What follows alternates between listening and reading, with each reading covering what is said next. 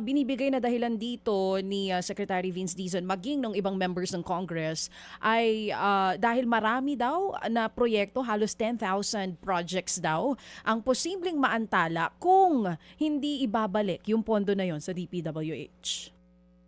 Oo nga eh. Actually, marami mga economics concepts ang nababanggit. Halimbawa, yung impact sa GDP, yung mga multiplier effects, o kapag meron kang ₱1 ng gastos ng gobyerno, ilang piso yung balik doon sa ekonomiya natin. And then of course, yung mga trabaho daw na mawawala at masasaktan kapag nawala itong mga DPWH projects. Pero dapat nating tandaan na kahit ngayon pa lang, kahit na wala tayong reenacted budget or kahit na wala pa ang 2026, ay nasaktan na yung ekonomiya natin. Di ba sa third quarter ng 2025 ay nasa 4% lang ang paglago ng GDP natin kumpara sa nakalipas na taon. At ito ang pinakamabagal na paglago ng ekonomiya natin since 2011 kung hindi mo ibibilang yung pandemic. So ayun hindi lang ngayon nasasaktan yung ekonomiya natin, nasaktan na siya sa mga nakalipas na quarter. At ang pinakamalaking bagsak nga nito ay doon sa public works, doon sa investment ng gobyerno sa public works, sa public construction.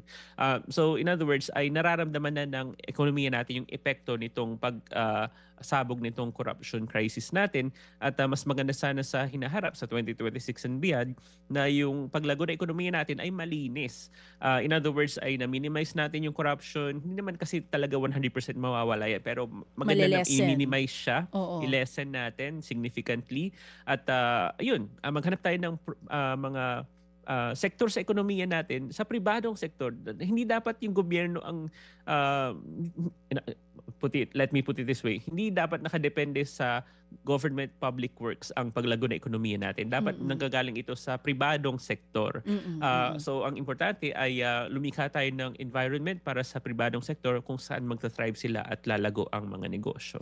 Mga kapatid, brothers and sisters, saan ka pa? Dito na tayo sa totoo.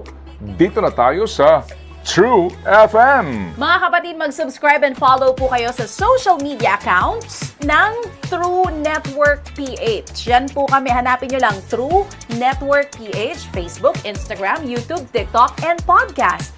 Mapa-Apple or Spotify man yan, mahahanap nyo kami. Lahat ng mga napapanood at napapakinggan nyo po sa programa, nasa social media accounts namin yan. So, paano mga kapatid? See you sa social media!